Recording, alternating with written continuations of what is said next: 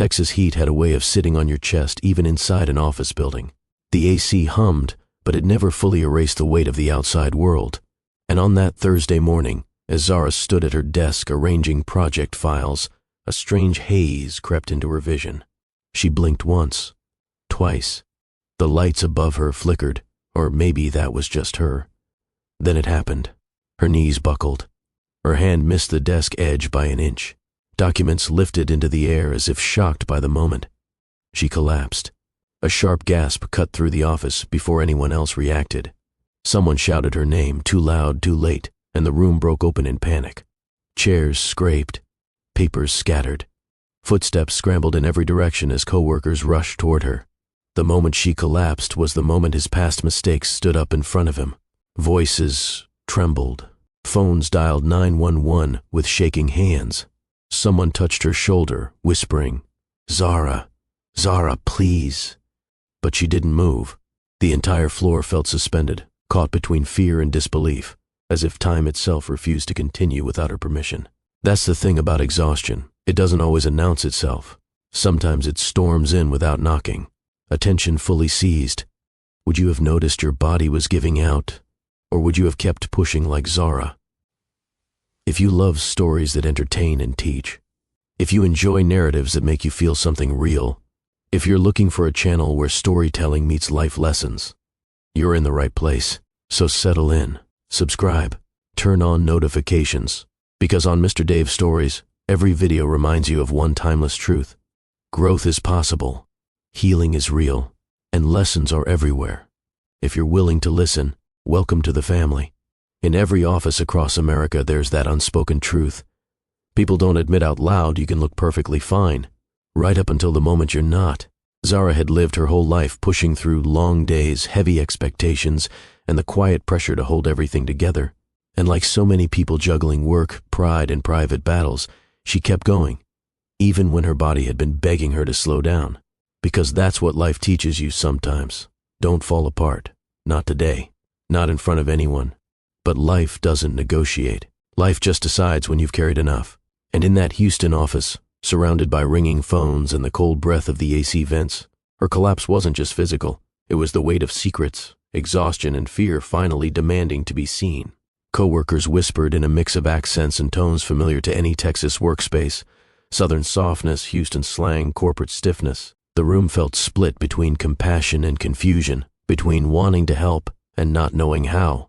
Because when someone falls like that, people see the moment, but they don't see the months that led to it. He once pushed her away to keep order. Yet here he was, falling apart the moment she needed him most. Even before Donald arrived, the contradiction already hung in the air like humidity. Zara had collapsed from carrying too much alone. And the man who once insisted on emotional distance was now the one running toward her, as if his heart had been tied to hers the whole time.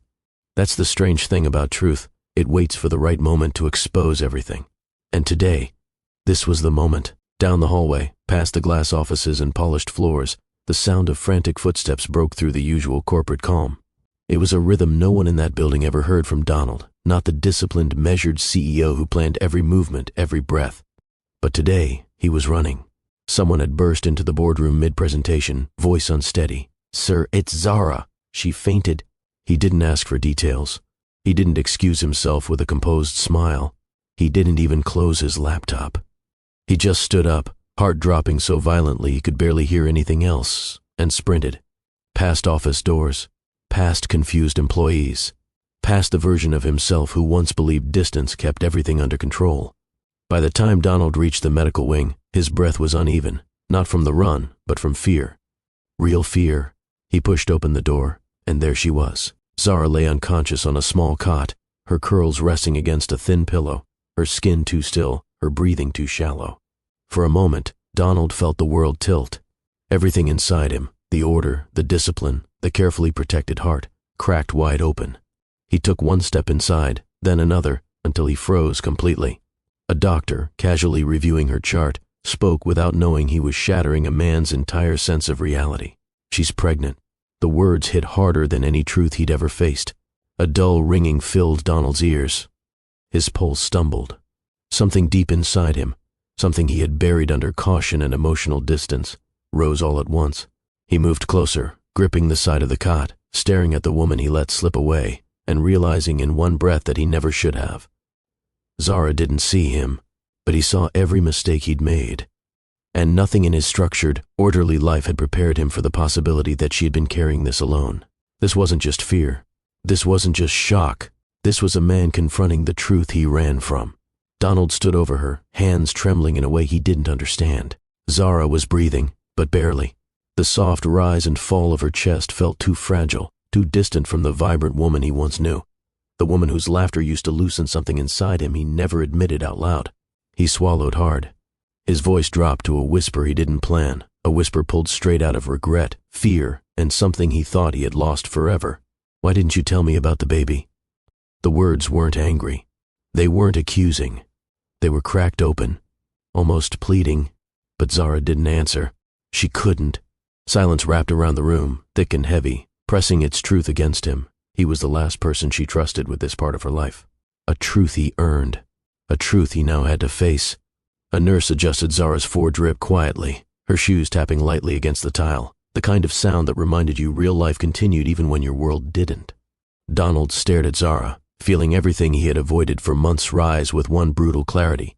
He wasn't just late.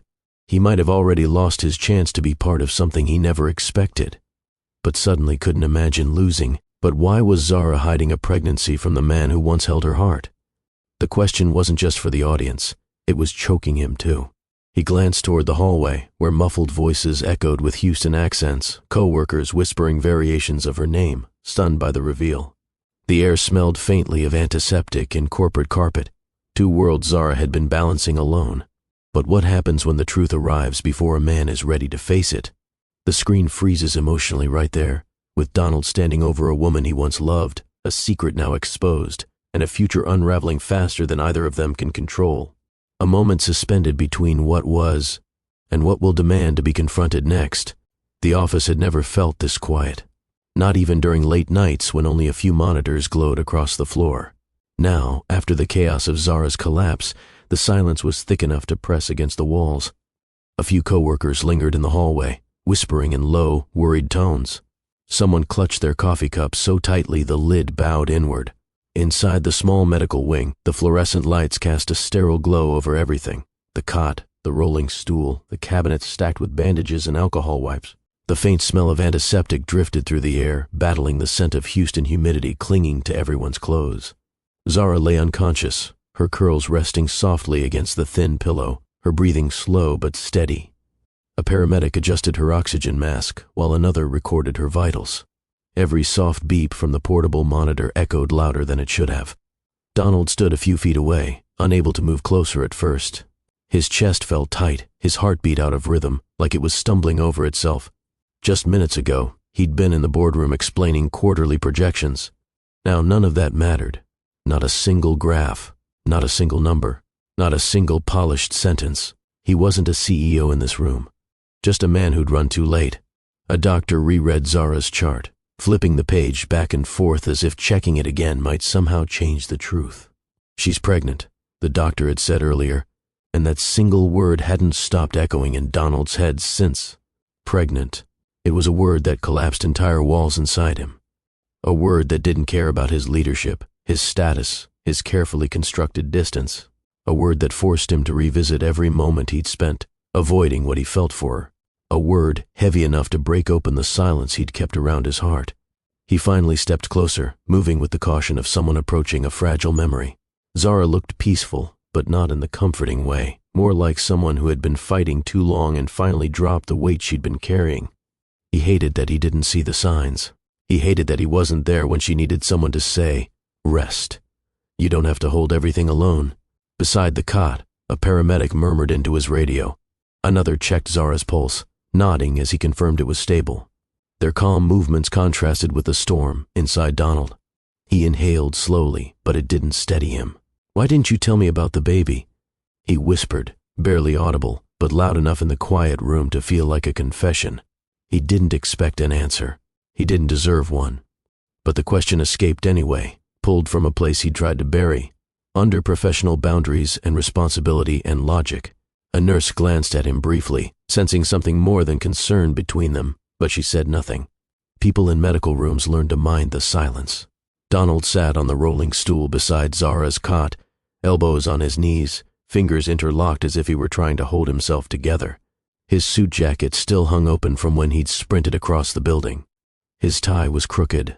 For once, he didn't care. The beeping of the monitor steadied into a rhythm that reminded him she was still here, still breathing, still fighting, still carrying something far heavier than he ever realized. His voice was quieter this time, almost broken. "You didn't owe me anything," he murmured. "But I wish you hadn't done this alone." He didn't know if he was speaking to her, to himself, or to the version of him that made her believe she had to hide this. The version that prioritized control over connection. The version that walked away because fear felt easier than vulnerability. A soft knock at the door pulled him from his spiral. A supervisor peeked inside. "Sir, is she going to be all right?" she asked. Donald didn't answer immediately. He looked at Zara, then back at the supervisor. "I don't know," he said honestly. His voice cracked on the last word. The supervisor nodded gently and stepped out, closing the door behind her.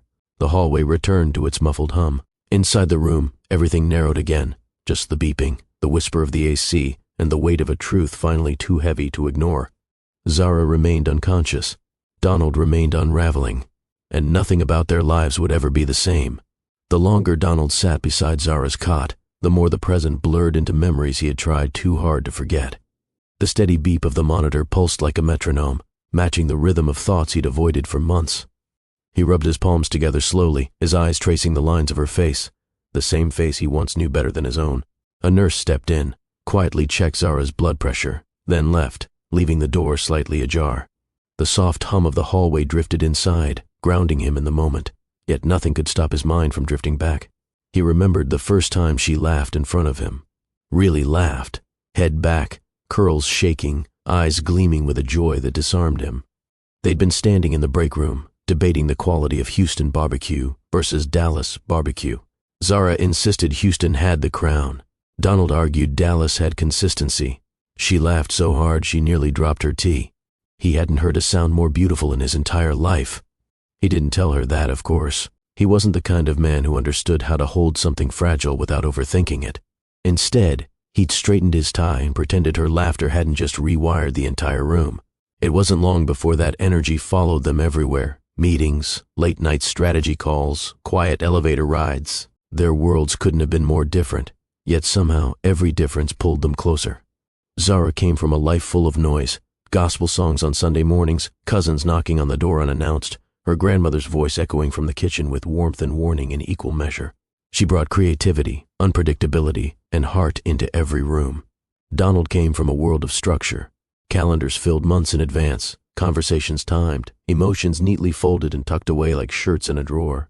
His family discussed problems like business proposals, orderly, quiet, and controlled.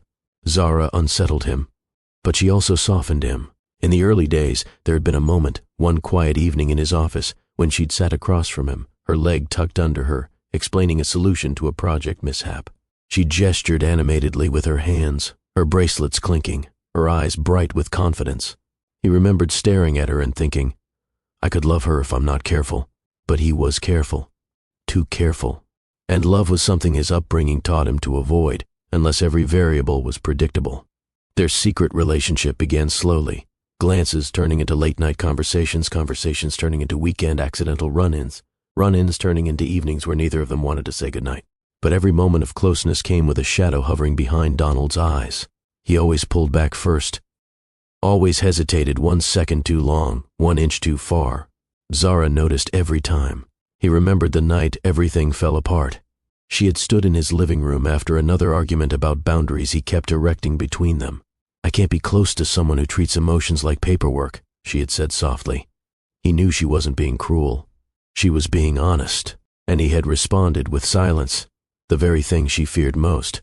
The memory stung now, sitting beside her unconscious form. He hadn't left her because he didn't care. He left because he cared too much and didn't know how to handle the vulnerability that came with it. Back in the medical wing, Donald leaned forward, elbows on his knees, staring at the floor. The tile beneath him felt colder than it should, grounding yet unforgiving. Why did I push you away? He whispered to himself. The answer came uninvited, because fear felt easier than love. He lifted his gaze again, watching Zara's chest rise and fall in slow, fragile movements. Guilt wrapped around him like a tightening coil.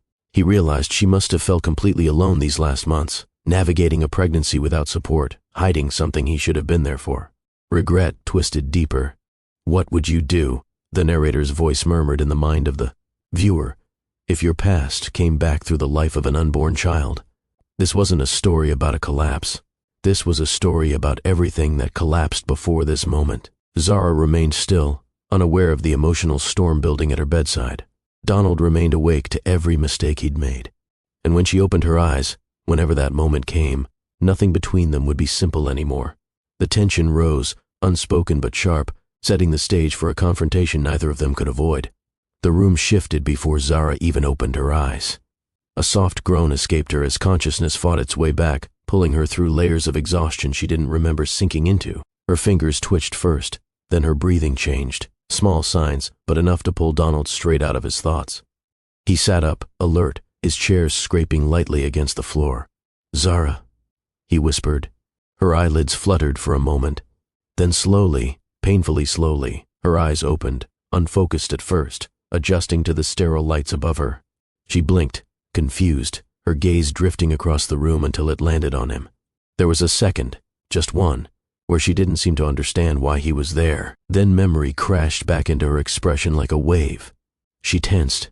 Donald swallowed, sitting forward, elbows on his knees. "You scared everyone," he said quietly. You scared me." Zara exhaled shakily, eyes shifting toward the oxygen mask, the 4-line taped to her arm, the portable heart monitor beeping softly beside her bed. She looked at it all with a mixture of embarrassment and dread. What happened?" she whispered. "You collapsed at work," he replied. "Paramedics brought you here. You've been unconscious for a while." Zara shut her eyes briefly, as if attempting to shield herself from the world. Houston's humidity still clung to her skin, even under the chilled office air. She had pushed herself too hard, she knew that. But the idea of collapsing in front of coworkers made her chest tighten with humiliation. Then she noticed the way Donald was staring at her. Too intensely. Too emotionally. His usual composed face carried something raw, something unguarded. And that's when she realized. "You know," she said softly. He didn't pretend otherwise. The doctor's words from earlier echoed again in his mind, as sharp as they were devastating. "She's pregnant." Zara looked away from him, her jaw tightening. Her fingers curled weakly against the blanket. Donald leaned closer, voice trembling despite his effort to steady it. "Zara, is the baby mine?" Early climax #2 dropped between them like a breaking glass. The air in the room shifted, not just heavy, but charged, trembling with months of unsaid things. Zara's breath hitched, her eyes widening for a moment before her expression shuttered itself into something guarded. "I don't want to do this right now," she murmured. He flinched, barely, but enough for her to see. "I just need to know," he said. "I deserve." She cut him off, her voice quiet but firm. "Don't say you deserve anything from me." That line hit him harder than the pregnancy reveal. A nurse walked in briefly to check Zara's vitals, sensing the tension but not intruding. The monitor beeped steadily. The AC hummed overhead. The outside world continued in its indifferent rhythm, but inside this room, everything balanced on a fragile edge. Donald waited until the nurse stepped out, closing the door softly behind her. "Zara," he said again, "I'm not trying to upset you. I need the truth." She stared at him for a long moment, a moment filled with exhaustion, hurt, and months of silent heartbreak. "The truth," she repeated quietly. "You want the truth after running from every part of our relationship that felt real?" He opened his mouth, but no words came. She inhaled slowly, steadying herself. "You walked away when things got hard, Donald. You made rules about what we could be. You treated emotions like they were some kind of liability." Her voice cracked slightly. "So no, I don't owe you answers." He leaned back, absorbing the impact of her words like blows he knew he'd earned. "But I want to be here now," he said. Zara looked at him with eyes that held a story he wasn't ready for, a story of long nights, fears, appointments she faced alone, choices she never expected to make. She pulled the blanket up slightly, bracing herself as if she needed armor. "Please," she whispered, voice trembling. "Don't make this harder." The monitor beeped steadily, the only sound in the quiet room. Donald's face fell. Her plea wasn't angry. It was exhausted. It was the voice of someone who had carried too much alone and wasn't sure she had the energy to carry one more emotional confrontation. What would you do if the truth you'd been hiding suddenly demanded to be faced? The tension tightened. Zara turned her face away, closing her eyes again, not to sleep, but to shut him out gently before she broke further. Donald sat there, unable to move, unable to speak, watching the distance stretch between them, even in a room barely big enough to pace. And for the first time he understood, this wasn't just a collapse. It was the beginning of a reckoning. By Monday morning, the office had returned to its usual rhythm, keyboards tapping, printers humming, muted conversations drifting through the hallways.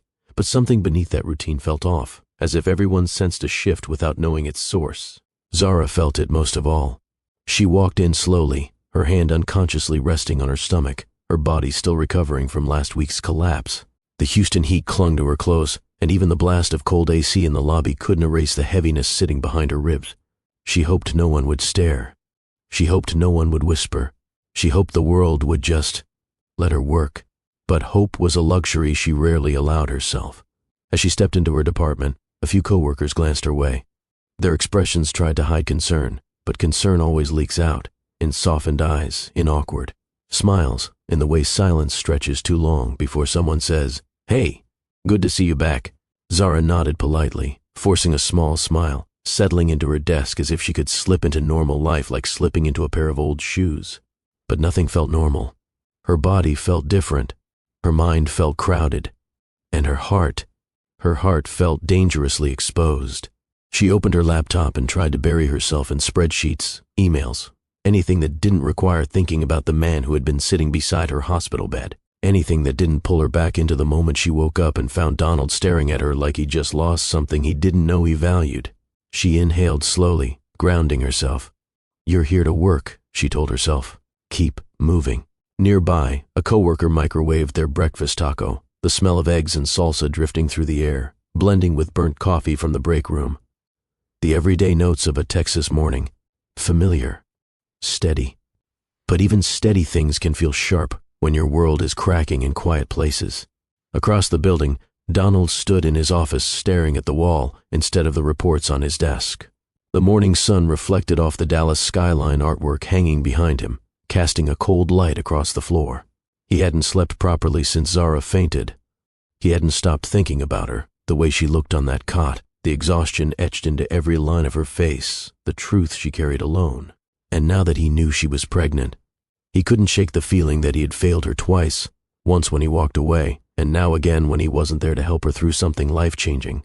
He glanced down at his tablet, pulling up internal department logs, the only place he could check without involving anyone else.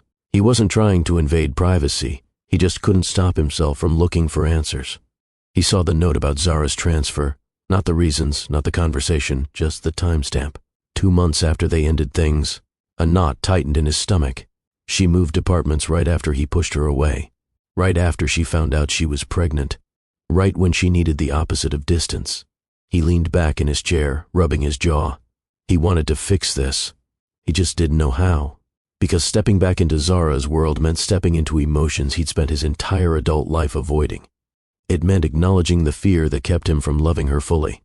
It meant confronting the truth that the child she carried might be his, and that she didn't trust him enough to say it. Later that day, while walking past the break room, Donald slowed when he heard voices drifting from inside. He hadn't planned on stopping. He hadn't planned on listening. But one sentence froze him in place. She shouldn't be working this hard. Not in her condition. His pulse jumped. Another voice added softly, "She's been carrying a lot alone. I'm surprised she hasn't—" The sentence cut off when someone noticed movement near the door. Donald stepped away before they could see him, his jaw tightening, his thoughts racing. Those words replayed again and again, carrying a lot alone. He already knew Zara hid the pregnancy, but now he realized something deeper. She had been struggling long before that collapse, and the distance he created wasn't paper thin. It was sharp enough to cut her. He exhaled shakily, the realization settling into something heavy. He didn't just want to step up. He needed to. But intentions mean nothing if the person you hurt no longer trusts you to hold even a piece of their truth. And that was the hill he now had to climb. Donald's office always felt like a museum of order, Clean lines, cold tones, perfectly stacked reports, nothing out of place. But today the room felt too tight, as if the walls were inching closer. The blinds filtered in Texas sunlight, striping the carpet with pale gold, but the warmth didn't reach him. He stood by the window, arms crossed, staring at the skyline with a frown carved deep between his brows. He had grown up believing that everything in life should follow a plan. Schedules, expectations, boundaries, control. His parents had raised him in a world where emotions were acknowledged only after everyone agreed on the vocabulary to discuss them, where problems were addressed in bullet points, where silence was considered maturity, where being strong meant don't let anyone get too close. It was neat, structured, predictable. Zara was none of those things. And yet, she was everything he'd ever wanted without knowing how to say it. He exhaled slowly, gripping the edge of his desk. The memory of her lying unconscious still haunted him. The revelation of her pregnancy shook something foundational, not just fear or guilt, but the realization that his structured world had never prepared him for life outside carefully drawn lines. A soft knock at the door interrupted his thoughts. His assistant stepped in hesitantly. "Sir, the board wants reassurance that everything is stable. There are rumors circulating." Donald's jaw tightened. Rumors. Of course. Corporate circles thrived on whispered speculation, especially when the CEO disappeared mid-meeting and paramedics arrived on the executive floor. "I'll handle it," he said, keeping his voice even. His assistant nodded and left as quietly as she entered. Donald sat down, elbows on the table, staring at the untouched reports in front of him. Numbers used to calm him. Predictability soothed him. But now, all he could think about was the instability he created. For Zara, for the baby, for himself. He remembered the conversations at his parents' dining table growing up, the ones that shaped him into the man Zara eventually walked away from. Emotions complicate leadership. Attachment leads to clouded judgment. Life works better when you keep things separate. His father repeating the phrase, his mother nodding in quiet agreement. And Donald believed it, until Zara proved every one of those ideas hollow. She brought color into rooms he never noticed were gray. She challenged him, softened him, forced him to confront parts of himself he'd rather ignore. Her world, the warmth, the unpredictability, the messy beauty of it, terrified him because it demanded vulnerability. And he had spent years building a life that required the opposite. He ran a hand through his hair, frustrated. How could he blame Zara for hiding the pregnancy? He gave her every reason, every distance he created, every wall he refused to break, every moment she reached out and he pulled back. All of it laid the blueprint for her silence. He stood again, pacing slowly. He didn't just want to know if the baby was his. He wanted to understand the woman he hurt. He wanted to understand her world, the world she survived in without him. But understanding her meant stepping into discomfort. And stepping into discomfort felt like stepping off a cliff. Later that afternoon, during a strategy meeting, Donald heard pieces of conversation drifting toward him from the conference room exit. He needs to stay focused. This company can't afford distractions right now. People talk when CEOs get personally involved with staff. The words hit him like cold water. He pushed his chair back slightly, listening without appearing to listen. Distraction. Personally involved.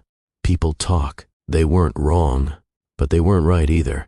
If Zara was carrying his child, if she had collapsed under the weight of carrying it alone, then he owed her far more than silence masked as professionalism. Still, the reality of corporate optics weighed on him like a stone. He stepped out of the meeting early, unable to sit there while people used Zara's pain as conversational material. On his way back to his office, he paused in the hallway, feeling the full pressure of two worlds colliding inside him. The world he was raised in, clean, structured, disciplined, and the world he had briefly shared with Zara, warm, unpredictable, heartbreakingly human. He closed his eyes, leaning against the cool wall. For the first time in his life, control felt like a cage instead of protection. He had told himself he walked away from Zara to protect his stability. But now, looking back, he realized the truth. He walked away because he didn't know how to choose someone who needed more than just the orderly pieces of him. And choosing her now, choosing the baby, choosing to step into the truth, meant choosing a version of himself he had never been taught how to be. He wasn't sure he was ready, but he was certain of one thing. Doing nothing would break him more than stepping forward ever could. By midweek, Zara had managed to convince herself she could pretend things were normal. She kept her head down, focused on tasks, took smaller breaks, and avoided the medical wing entirely. But pretending and feeling normal were two different things, and she felt the strain in every bone of her body. Her stomach tightened when she climbed the stairs. Her breath shortened when she moved too fast, and her heart thudded uncomfortably whenever she sensed Donald anywhere near her floor. Houston heat pressed against the windows, but inside, the AC hummed cold enough to make her wrap her cardigan tighter around her body. She tried to concentrate on her screen, scrolling through project updates, but the words kept blurring. She didn't want a scene. She didn't want attention. She didn't want the weight of everyone's assumptions pressing on her chest like a second heartbeat. She wanted distance. She wanted peace. She wanted to breathe. But peace was rarely something life handed out freely. At 4:17 p.m., Donald showed up at her desk. He didn't announce himself. He didn't knock on the edge or clear his throat. He just appeared, tall, tense, desperate in a way that made Zara's pulse spike. "Zara," he said softly, "can we talk?" She froze. Co-workers glanced over, pretending not to listen while trying to hear every word. Zara swallowed, heat rising up her neck. Donald sensed her discomfort and stepped slightly aside, lowering his voice. "Please, just a minute." She stood reluctantly, arms crossed, following him toward the nearest empty meeting room, a glass-walled space overlooking the hallway. Inside, the air was cooler, quieter, but the tension followed them in like a shadow. Donald waited until the door shut before speaking. "I overheard people talking," he began, "about you, about how much you've been carrying, about how hard you've been working through everything, and Donald," she cut in, "I told you I'm not doing this right now, but how can we not?" He pressed. "I can't pretend nothing happened. You fainted, and no one knew you were pregnant?" She snapped, her voice sharp but low. "Yes, I'm aware." His face tightened. "I didn't mean it that way." "Then how did you mean it?" She shot back. A muscle twitched in his jaw. "I meant that I should have been there, that I should have known, that it matters to me." Zara let out a breath that wasn't quite a laugh. "It matters to you now? After all the ways you made sure we stayed, what was your word?" "Appropriately distant." "That was a mistake," he said quickly. "One of many," she replied. She turned away from him, pacing a few steps toward the window. Her reflection stared back at her. Tired eyes, tightened shoulders, the weight of months she carried alone. She hated that he was seeing her like this, vulnerable, raw, angry. He stepped forward slightly. "Zara, I'm trying." "That's the problem," she whispered. "You only try when something collapses, when something breaks, when you realize distance doesn't actually stop feelings from existing." He flinched. She continued, quieter now, the words trembling with exhaustion. "You had so many chances to choose me before everything got complicated. You didn't. And now you want clarity? Answers? Closure?" Her hand pressed gently against her stomach, not protectively but instinctively, as if grounding herself. Donald saw it, and something inside him cracked again. He exhaled. "I don't know how to fix what I broke." "You can't fix it," Zara murmured. "Some things you have to sit with. Some consequences are yours to carry." The silence that followed was deep, the kind that sits between two people when honesty becomes too heavy to lift. He opened his mouth to speak, but Zara held up a hand. "I don't hate you," she said. "I'm just tired and hurt, and I need space you didn't offer when it mattered." Donald stepped back, defeated. It wasn't rejection born from spite. It was rejection born from truth. Zara reached for the door, needing the conversation to end before her emotions spilled any further. But the moment she stepped into the hallway, her phone buzzed. A notification flashed across the screen. HR, mandatory meeting request. Her stomach dropped. Donald saw the shift in her expression. "What's wrong?" She turned the phone so he could see. His face darkened. Zara swallowed hard, feeling a cold wave of dread wash over her. A confrontation had just ended, but another one was waiting. Zara sat in the HR conference room with her hands folded in her lap, trying to keep them from shaking. The room smelled faintly of lemon disinfectant, and the fluorescent lighting above her buzzed with an irritating hum, small details she wouldn't normally notice, but today every sound felt magnified. Across the table sat a representative from HR, expression polite and neutral in that corporate way that made everything feel less human. There were no accusations in their tone, but there was something heavier, a pressure wrapped in professionalism. "Zara," the representative began, "we just want to ensure your well-being and maintain a comfortable environment for everyone involved." Everyone involved. A phrase that carried weight, even though they tried to make it sound harmless. Zara nodded slowly. "I understand." The representative glanced down at a tablet. "There have been conversations circulating around the office since your medical incident." A pause. "We want to protect your privacy, but workplace rumors can sometimes escalate. We want to stay ahead of that." Zara swallowed. She felt the heat rising in her chest, not from anger but from embarrassment. She tried so hard to keep her world private. The pregnancy, the struggle, the long nights, the fear of being judged as unprofessional or unprepared. The representative continued, "We're concerned about how this may affect your comfort here. If you ever feel overwhelmed, unsafe, or unfairly targeted, we want you to reach out immediately." It was polite. It was careful. It was sterile. And it made Zara feel exposed in a way she wasn't ready for. "I appreciate the concern," she managed. "But I'm just here to work. I don't want special attention." "Of course," the representative said reassuringly. "But there's also the matter of maintaining appropriate boundaries with leadership." Zara stiffened. There it was. Not spoken directly, but implied. Her pulse quickened. She wasn't being scolded. She wasn't being accused. But the subtext sat in the air like dust illuminated by sunlight, impossible to ignore. They knew Donald had been at her bedside. They knew he had walked her into the medical wing. They knew the CEO had left a board meeting mid-sentence. People talk. People speculate. And HR gets involved long before anyone asks them to. Zara sat back slightly, pressing her palms against her thighs to steady her breath. "I understand," she said softly, "and I'll handle myself accordingly." The representative nodded gently. "We're here to support you, and we want to offer something that may ease your transition during this time." Zara blinked. "Offer?" The representative tapped the tablet again.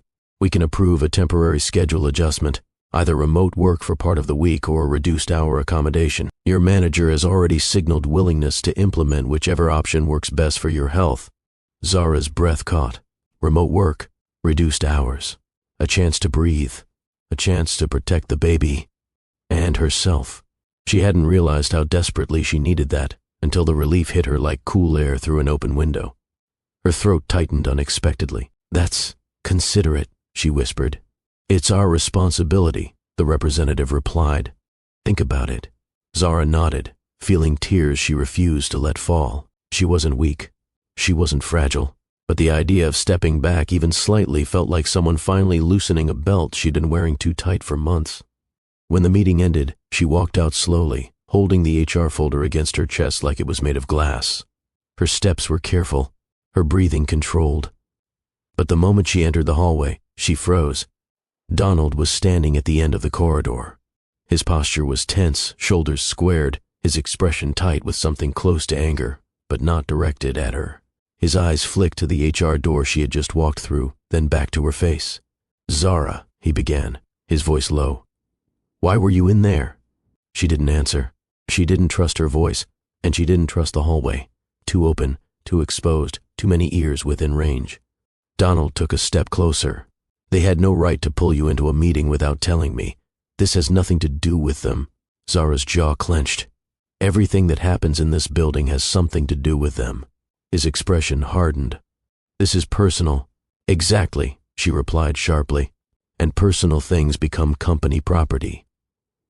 "The second rumors start," the words stung them both. He exhaled, trying to contain the frustration rising behind his eyes. "Just tell me what they said." "No," she whispered. "Not here." She stepped past him, clutching the folder, her heartbeat thudding unevenly. Donald turned slowly, watching her walk away, his frustration deepening into something more dangerous. Determination. He wasn't losing her again. Not to distance, not to fear, not to corporate boundaries. But before he could follow, someone from the hallway approached and whispered something in his ear. A short sentence that made his expression shift instantly. Zara's surprising offer was not the only shift happening today. Something else had begun, and neither of them saw it coming. Zara left the HR hallway with her head down, her fingers tightening around the folder as if it were the only solid thing she could trust. The moment she reached her desk, she sat carefully, forcing herself to breathe in slow, steady counts. 4 seconds in. Hold. 4 seconds out. Her grandmother once said, "Baby, when the world presses on your chest, breathe like you're teaching your lungs how to pray." She tried, but her lungs weren't listening today. She opened the HR paperwork with trembling hands, scanning the page. Reduced hours, remote work option, medical accommodation. It should have felt like relief, a blessing, a lifeline. Instead, it felt like a spotlight, like a reminder that she had reached a point she never wanted to reach, where her health, her baby, and her job were all in the same fragile balance. She closed her eyes, whispering to herself, "Maybe it's time to go." The thought had been creeping into her mind for weeks, stretching thin along the edges of exhaustion. But today, after HR's probing questions and Donald's confrontation, the idea suddenly felt real. Maybe leaving would give her peace. Maybe distance was the only way to protect her baby. And her heart. Maybe some storms don't need to be waited out. They need to be walked away from. Her chest tightened. She wasn't running. She was choosing peace. But choosing peace felt like choosing grief. Across the building, Donald stood in his office with his hands braced against the desk, his knuckles white. He replayed every second of seeing Zara exit HR, the tension in her shoulders, the way she avoided his eyes, the tight grip she had on that folder. His jaw flexed. HR got involved because they heard rumors. Rumors started because of the collapse. The collapse happened because Zara had pushed herself too hard, and she pushed herself too hard because he wasn't there. Every thread of this tangled knot led back to him. He hated the helplessness clawing at his chest, hated the distance she placed between them, hated that she had been navigating a pregnancy alone while he sat in boardrooms thinking everything was under control. Control. The same thing he loved, the same thing he used to push her away, the same thing he was losing now. He paced the room once, twice, stopping only when the sunlight from the window hit his eyes and blurred his vision. He blinked hard. He couldn't lose her again. Not now. Not when everything inside him was waking up to the truth he'd buried for months. He left his office abruptly, ignoring the eyes following him as he strode down the corridor. He found Zara in the break room, sitting alone at the far table with a bottle of water and the untouched HR papers beside her. The smell of reheated fajitas filled the air, mixing with burnt coffee, the distinct aroma of a Texas lunch hour. She didn't look up when he entered. "Zara," he said, breath uneven. She didn't respond. He stepped closer. "Talk to me, please." She looked up slowly, her eyes red but her face composed. "There's nothing to talk about." "There's everything to talk about," he argued. "You were just in HR. They shouldn't be dragging you in like that. And you shouldn't be dealing with—" "Stop," she whispered. He froze. "I don't need you barging in to defend me," she said softly. "That's not what this is about." "Then, what is it about?" he asked, voice breaking even though he tried to hide it. She held his gaze, and the words came out like truth she'd been forced to swallow for too long. "It's about my peace." Donald's lips parted, but he couldn't form a reply. "Every time you show up," she continued, "every time you ask questions I'm not ready to answer. It pushes me back into the same confusion I've been trying to escape since the day you walked away." He stepped toward her instinctively. She stepped back. His breath stuttered. "Zara, I never stopped caring," he whispered. "I was afraid. I made the wrong choices. I thought distance would keep everything under control, but it didn't. It just ruined what we had." Her eyes glistened, but her voice stayed steady. "You didn't just ruin what we had, Donald. A beat. You ruined my ability to trust you with the most vulnerable parts of my life." He closed his eyes, the words slicing through him. "And now," she added quietly, "I have one priority, protecting my child." That sentence shattered him. A deeper silence settled between them, not the cold kind, but the heartbreaking kind that comes when two people realize they're standing on opposite sides of a decision that might change everything. "I don't want to lose you again," he said, barely audible. Zara looked down. "Maybe losing me was supposed to teach you something," she whispered. Before he could respond, her phone buzzed on the table. She glanced at the screen, and her breath caught. A medical alert. A request from her clinic. Immediate follow-up needed. Her fingers trembled as she picked up the phone. Donald saw her expression shift. Fear, confusion, urgency. "What is it?" he whispered. Zara shook her head slowly, eyes filling with a quiet panic. I need to get to the clinic. Zara sat in the clinic exam room with both hands clasped over her stomach, her fingers trembling more than she wanted to admit. The room was quiet, too quiet, except for the soft hum of the air vent and the distant shuffle of nurses moving between patient rooms. The sterile scent of antiseptic clung to the air, mixing with the faint aroma of someone's perfume lingering from the hallway. She inhaled slowly, trying to steady herself. It had been hours since the HR meeting, minutes since the break room confrontation, and seconds since her world lurched again because of a message she wasn't prepared for. She closed her eyes. Please let everything be okay. Please let the baby be okay. A soft knock on the door broke the silence. A doctor stepped in, calm, gentle, professional, carrying a tablet. No name used. No identity beyond the role they filled. They offered a polite nod and sat across from her. Zara, the doctor began softly, thank you for coming in so quickly. We reviewed your recent scans and your last visit's labs. Zara's pulse hammered in her ears. Is something wrong? She whispered. The doctor exhaled slowly, not ominously, but carefully. Nothing dangerous right now. But there is something you need to know.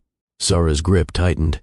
The tests show you are further along in your pregnancy than originally estimated. Zara blinked. Meaning, the doctor continued, scrolling through the chart. Your conception date aligns with a window that is earlier than the date you mentioned in your intake. This isn't abnormal. Many pregnancies have discrepancies early on, especially under stress, but the updated timeline is more precise. Her breath hitched. How early? The doctor tapped the screen gently. Based on this scan, you conceived around the time you were still involved with the baby's father. The room spun for a moment. Still involved. Still connected. Before everything fell apart. Her throat closed. The doctors softened their tone. Zara, I don't know your personal circumstances, but medically speaking, there's no possibility this pregnancy belongs to anyone other than the man you were seeing at that time. A quiet, devastating drop. A truth she already knew. But hearing it spoken aloud made it real in a new way. Zara pressed a shaking hand to her forehead. Thank you, she whispered. I understand. The doctor nodded, gave her a moment to breathe, then handed her a small printout of the updated scan information before exiting the room. Zara sat alone again. She stared at the scan, the new dates, the new certainty, and for the first time, she felt the full weight of what it meant. Not just medically, not just logically, emotionally. Donald wasn't guessing. He wasn't assuming. The baby was his. He had a right to know. But knowledge didn't erase history, or fear, or trauma, or the way he broke her heart with quiet, polite distance. A soft ache crawled into her chest. What am I supposed to do with this? Outside in the waiting room, Donald stood pacing, unable to sit still. He had driven to the clinic despite Zara insisting she would go alone. He didn't care. He couldn't sit at the office pretending everything was fine while she handled something that could change both their lives. His fingers tapped anxiously against his thigh. His breathing was uneven. Every minute felt like an hour. When the clinic door finally opened and Zara stepped out, Donald froze. Her expression wasn't panic. It wasn't anger. It was something worse, a quiet resignation wrapped in heartbreak. He stepped toward her. Zara, what happened? What did they say? She didn't speak. She handed him the folded scan printout with trembling hands. Donald unfolded it, eyes scanning the medical notes, the highlighted dates, the updated timeline. He stopped breathing. The paper slipped slightly in his grip. The realization struck him with brutal clarity, cutting through every denial, every fear, every boundary he'd ever built. The timeline showed it unmistakably. The baby was his. Not maybe. Not possibly. Not likely. His child. His responsibility. His consequence. His second chance or his greatest failure. His knees almost buckled beneath the weight of it. Zara watched him quietly, her hands drifting protectively toward her stomach. Donald looked up, eyes flooded with guilt and something deeper, something raw. He stammered, voice cracking. Zara, I never meant for... She shook her head, stopping him before he could unravel. This isn't about what you meant, she whispered.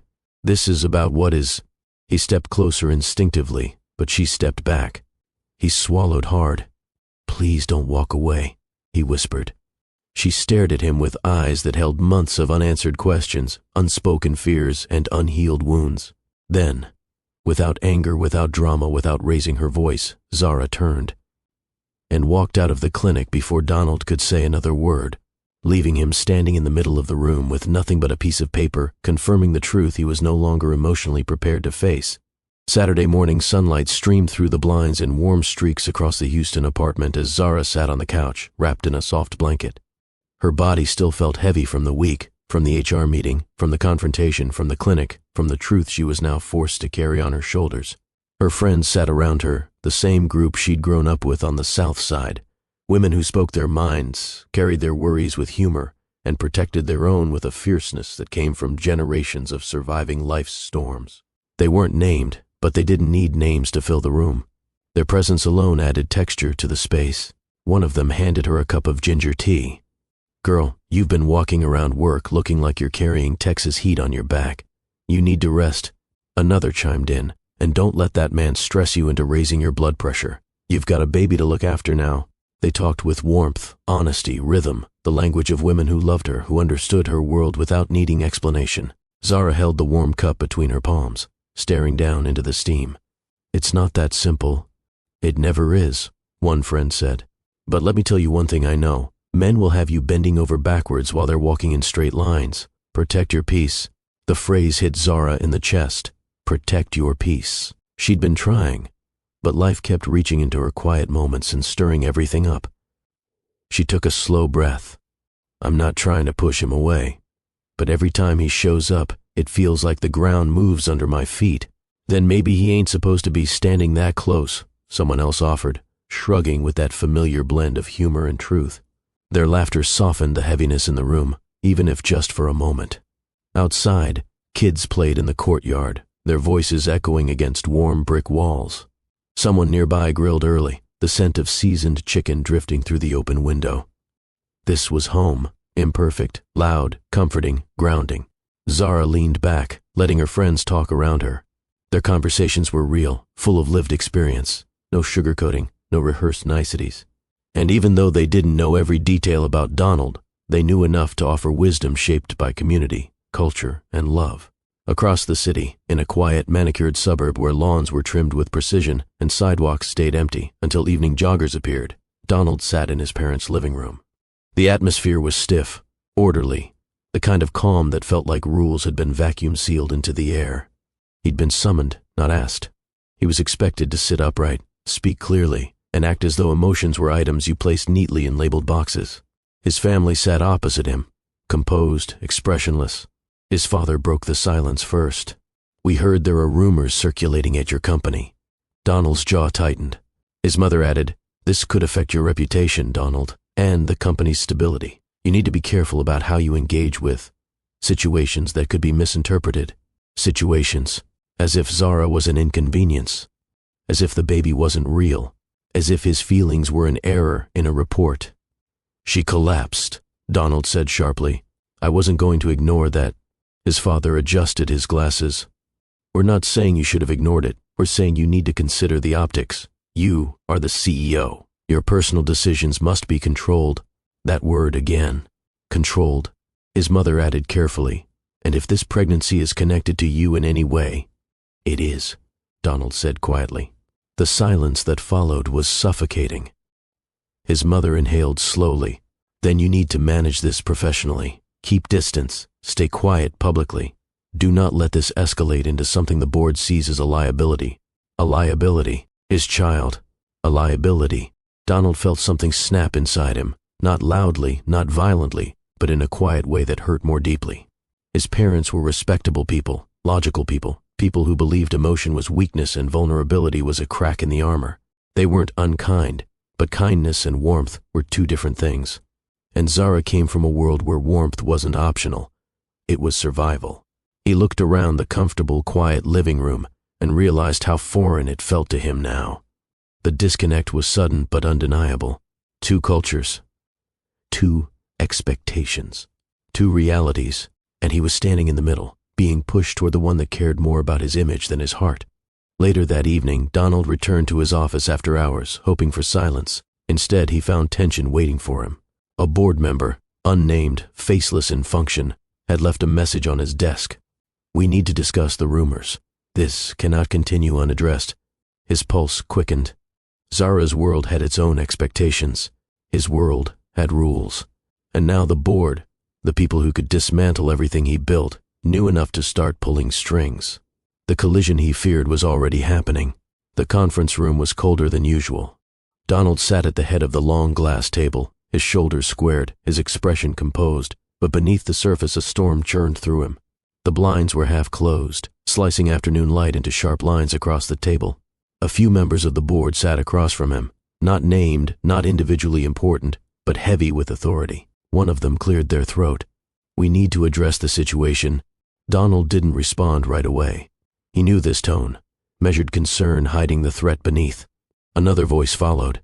"There are circulating rumors involving you and an employee, rumors that could reflect poorly on the company." His jaw tightened. "We're also aware," someone else added, "that you left a critical board meeting last week due to this complication." Complication. He kept his voice even. "A medical emergency occurred." I responded appropriately. "Appropriately?" A board member repeated. "You ran through the halls, Donald. Employees saw you. HR filed a concern. And now," they leaned forward, "public relations is telling us there's talk that the CEO is involved with staff."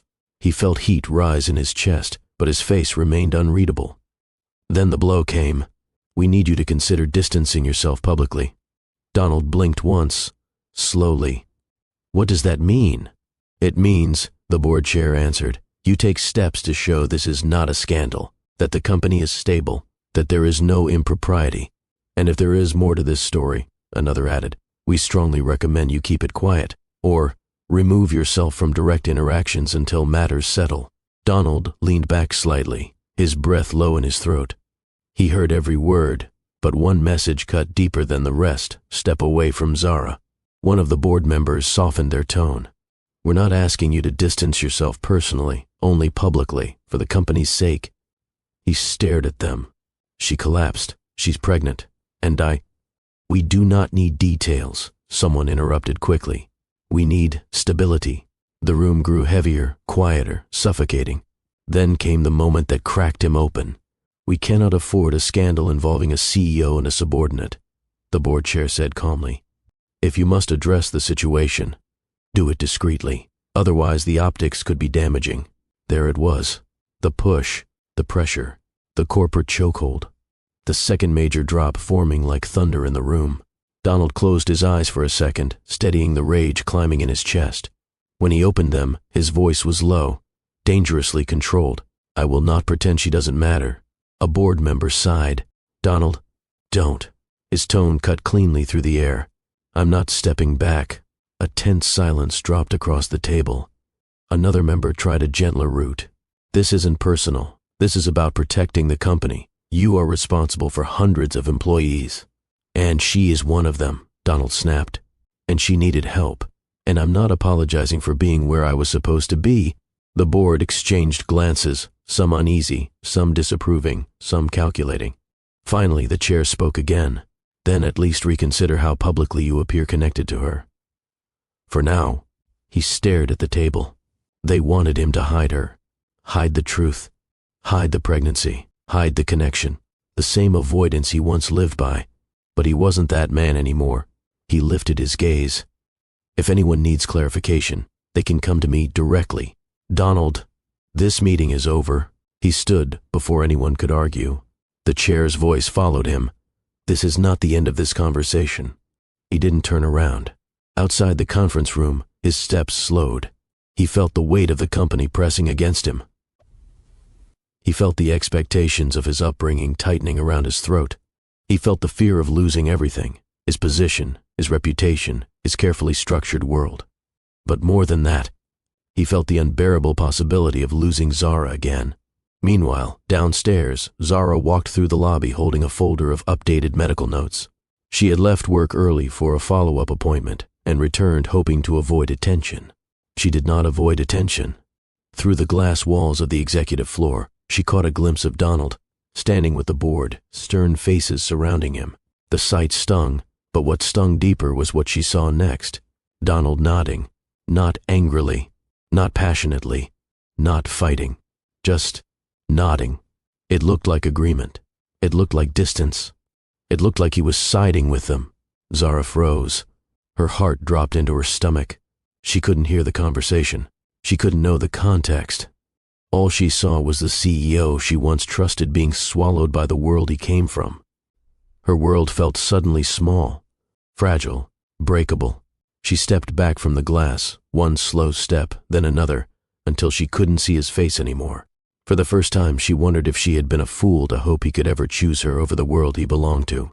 Zara didn't mean to confront him. She told herself she would go home, breathe, rest, think, that she wouldn't let emotions pull her into another storm.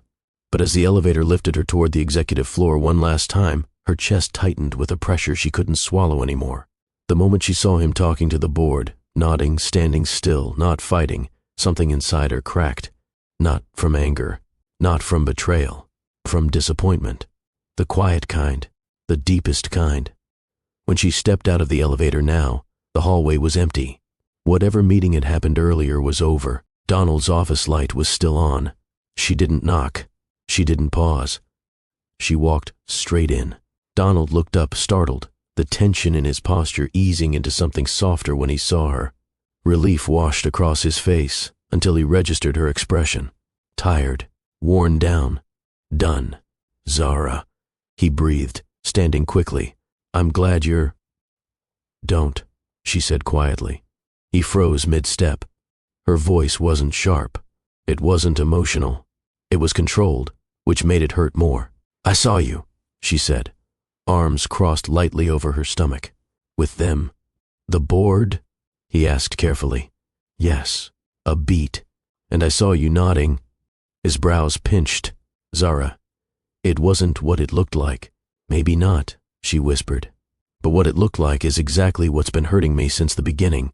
He took a slow breath, stepping toward her. She didn't step back this time. She simply didn't move at all, like she didn't have the strength left to run or fight. Talk to me, he said softly. Why? She asked. Every time we talk, something hurts. Donald swallowed. I'm trying to fix that. She shook her head, tears gathering but not falling. You can't fix something you keep breaking. His chest tightened painfully. You don't know what they told me, he said gently. You don't know what I said. She met his eyes. I shouldn't have to wonder. I shouldn't have to guess if you defended me or distanced yourself. Her voice was trembling now. I shouldn't feel like I'm competing with your title, your reputation, your world. He stepped closer. Zara, listen. No, she interrupted, but her voice wasn't harsh. It was defeated. I'm exhausted. She lifted her hands slightly, her fingers trembling. My body is changing every day. My emotions are everywhere. I'm scared. I'm trying to protect this baby, protect myself, protect my job, protect my dignity. Her voice cracked. And I can't keep worrying about whether you're choosing me or choosing the version of your life that doesn't have room for me. Donald closed his eyes, guilt slicing through him. He had expected anger. He had expected confrontation. But this exhausted honesty shook him harder than any argument ever could. Zara, he whispered, I didn't agree with them. I didn't distance myself. I defended you. I told them I wouldn't pretend you didn't matter. She blinked, caught off guard, but doubt still shadowed her eyes. Then why did you nod? She asked softly. He exhaled. Because sometimes you nod when you're done listening. It doesn't mean you agree. She looked down, processing, the edges of her frustration softening into something more fragile. He took one careful step closer. I'm not choosing them over you. Not again. Not ever. Her breath wavered, but exhaustion eclipsed everything else. I hear you, she whispered. But hearing you and believing you aren't the same thing. The words hit him like truth he deserved. She backed away from his desk, glancing around the office, the clean lines, the glass, the order, all symbols of the distance between their worlds. I need space, she said. Real space. Not the kind we pretend is temporary. His throat tightened. Are you saying goodbye? No. She shook her head, tears finally forming. I'm saying I can't break any more pieces of myself trying to meet you where you are. Donald stepped forward instinctively, then stopped himself. For the first time, he understood something fully. He couldn't ask for trust anymore. He had to earn it. Every day. Quietly, consistently, patiently. He nodded once, not out of defeat, but out of acknowledgement. Tell me what you need. Zara wiped a tear with the back of her hand. I need to breathe. I need to think. I need to remember who I am outside of all this. She placed a hand over his stomach. And I need to protect this little life without feeling like I'm fighting two battles at once. Before he could speak, she stepped toward the door. He reached out instinctively, not touching her, just reaching, and whispered, "Please, don't disappear." She paused, her back to him. "I'm not disappearing," she said quietly, "but I am leaving, for the weekend." The door opened. She walked out, and Donald stood there in the silence she left behind, realizing this wasn't a breakup. It was a warning, and a final chance to become the man she needed, or lose her forever. Zara spent most of Sunday morning sitting by the window of the small guest room she borrowed for the weekend, a quiet space in a familiar Houston neighborhood where distant gospel music blended with the sound of kids riding bikes on cracked pavement. The sunlight warmed her skin, and for the first time in days her breath didn't feel like it was fighting her chest for space. Her phone buzzed on the table beside her. She looked at it. Donald. She stared for a moment, unsure whether answering would bring calm or chaos. So she did neither. She let it ring, then stop. He didn't call again, but a text followed. "Are you okay? I won't push. Just checking in." Simple, gentle, not demanding, and completely unlike the Donald she used to know. She set the phone down, swallowing quietly. Later that afternoon, she stepped outside for a walk around the block. Houston warmth pressed against her shoulders, and the smell of grilled food drifted from a nearby yard. A neighbor watered plants with a slow-moving hose, greeting her with a nod. She returned it with a small smile. Her thoughts drifted to the scan, the boardroom, the confrontation. Everything in her life felt too large to hold at once, like trying to carry groceries, car keys, and a newborn puppy all at the same time. Something was bound to fall. Halfway down the street, a car turned the corner slowly. She recognized it immediately. Donald parked at the curb, stepping out carefully, as if unsure of the right distance to keep. He didn't rush to her. He didn't invade her space. He simply approached with cautious steps, his hands in his pockets. "Zara," he said softly. She sighed. "You tracked me down?" "No," he said quickly. "I just went to a few places I knew you might go. I wasn't trying to intrude." A pause. "I just needed to see you were okay." The honesty in his voice was so unguarded she almost didn't recognize it. She wrapped her arms gently around her stomach, not protectively, just grounding herself. "I'm managing," she said. "I know." His gaze softened. "You always manage, but managing alone, that's different." She glanced away, feeling a small ache inside her chest, not painful, but something that made her wonder if she had been holding anger so tightly that she forgot other emotions needed room too. He continued carefully, "I'm not here to convince you of anything. I just want to stand with you, not over you, if you'll let me." Zara looked at him then, really looked at him. His face wasn't calm in the old corporate way. It was soft, open, vulnerable, and for the first time, she saw a man trying, not performing, not strategizing, not controlling, just trying. She released a slow breath. "I don't know what to do with that yet." "You don't have to know," he replied. "I'm not asking for decisions, just moments." Something about that line tugged at her heart. Moments were safe. Moments didn't ask for promises. Moments didn't break trusts.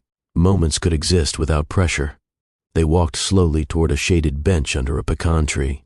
Zara lowered herself carefully. Donald sat beside her but left space between them. "How are you feeling today?" he asked. "A little tired," she admitted. "A little overwhelmed. A little everything." He nodded. "If you want space, I'll give it. If you want support, I'll give that too. I just want to be present, not intrusive." The gentleness of his voice wrapped around her like a warm towel fresh from a dryer. She turned to him. "Why now, Donald? Why are you finally opening up?" He swallowed, thinking for a moment before answering. "Because I finally realized something," he said.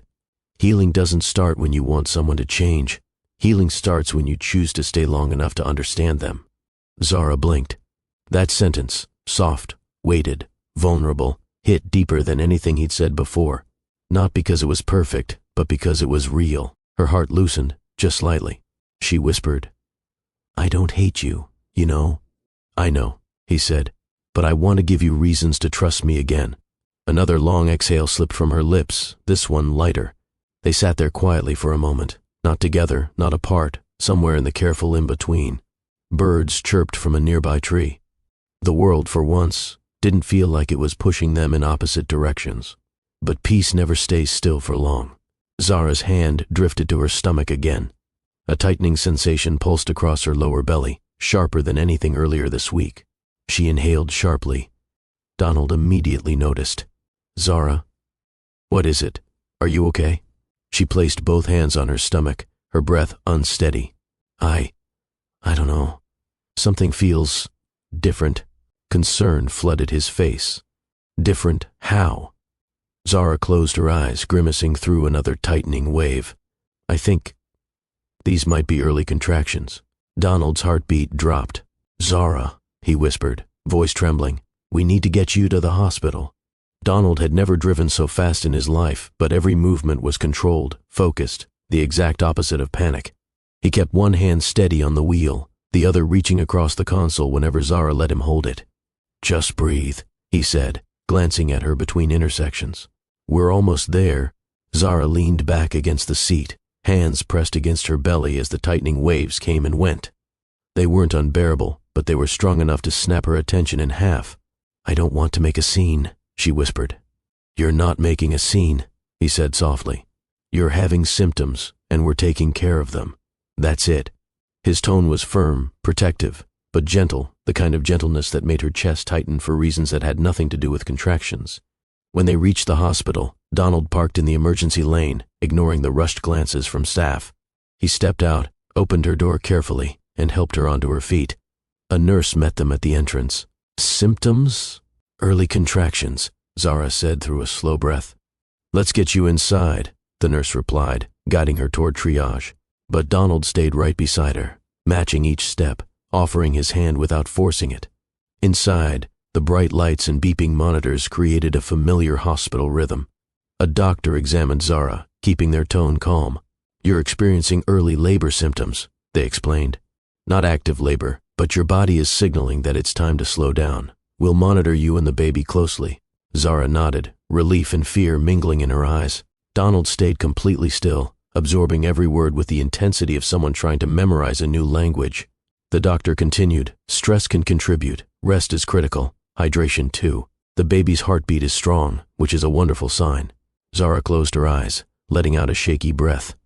Donald finally inhaled again. When she was moved to a small observation room, Donald pulled the chair beside her bed, not in front of her, not across the room, but exactly where she could see him without turning her head. He didn't take out his phone. He didn't check emails. He didn't pace. He stayed, hands folded, eyes alert, heart completely open. Minutes stretched into an hour. Then another. Every time she shifted, he leaned forward slightly. Every time a monitor beeped, his attention snapped to it instantly. Every time she breathed differently, he whispered, "You okay?" In the softest tone she'd ever heard from him. At one point, she cleared her throat. "You don't have to stay the whole time." "I know," he said. He didn't move. He didn't look away. And that was the moment Zara felt something shift inside her. Something warm, something cautious, something hopeful. This wasn't the man who hid behind structure. This wasn't the man who ran from emotional chaos. This wasn't the man who needed everything perfect before he showed up. This was a man choosing to stay in the uncomfortable spaces, the messy spaces, the human spaces. She whispered, "Why are you doing this?" He looked at her, and there was no hesitation, no fear, no shields. "Because I'm done letting fear make my choices for me," he said quietly. "Because you deserve someone who shows up when things are complicated, not just when they're convenient." Her breath caught.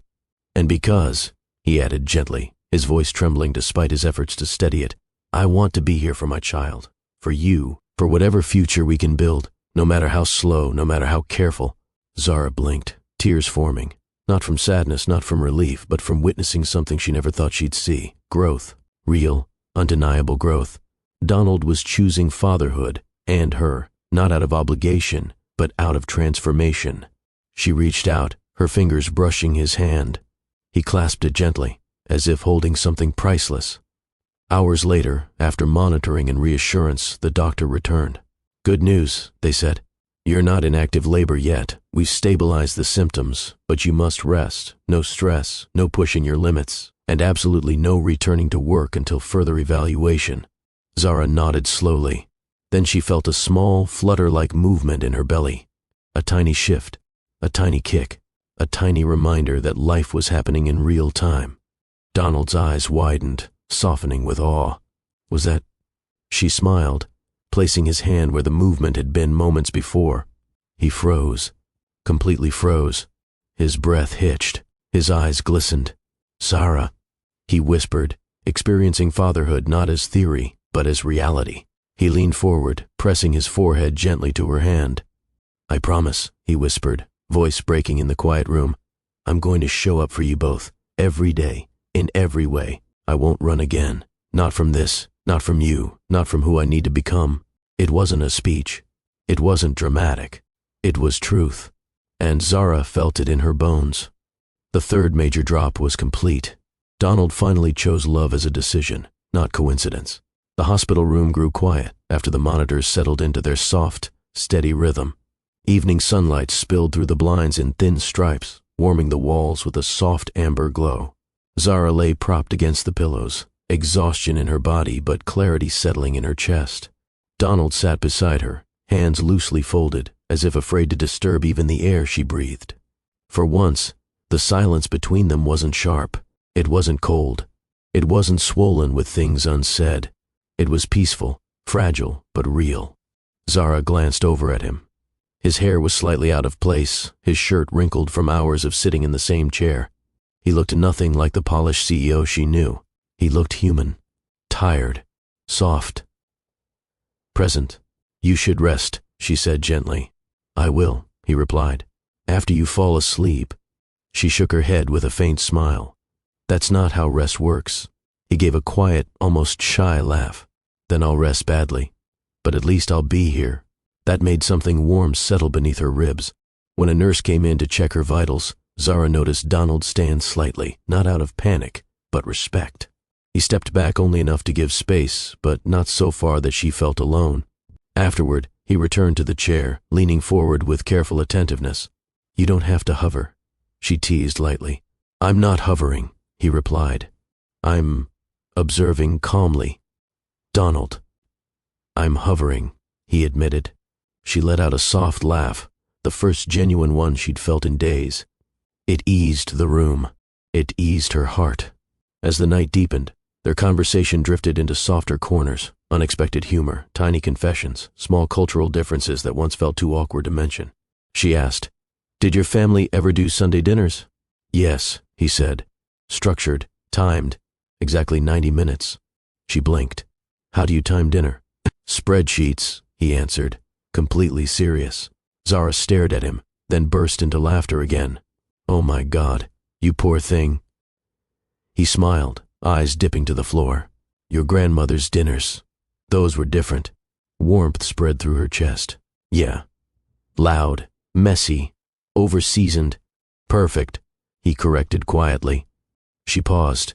It was the way he said it, soft, reverent, that reminded her how deeply their worlds had once collided, and how maybe, just maybe, those worlds didn't have to fight each other. Maybe they could sit at the same table, eat the same food, learn each other's rhythms. It wasn't simple. It wasn't fast, but it was possible, and possibility felt like the first step toward hope. Later, when Zara shifted and winced from discomfort, Donald leaned closer. "Do you need anything?" "No," she said softly. "I'm okay. Just thinking." He hesitated. "About what?" She looked at him, really looked at him, studying the lines of worry around his eyes, the new softness in his jaw, the way he stayed even when he had every excuse to run. "About us," Zara admitted. His breath caught. "Zara, you don't owe me anything." "I know," she said, "but I owe myself honesty."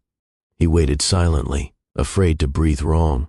"I don't know what the future looks like," she continued, "but I see you trying, not performing, not controlling, just trying for real."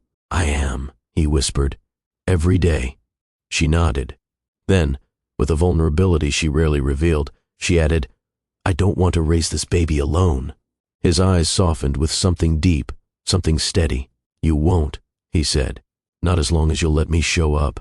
Again, not a promise of perfection, a promise of presence. And that mattered more.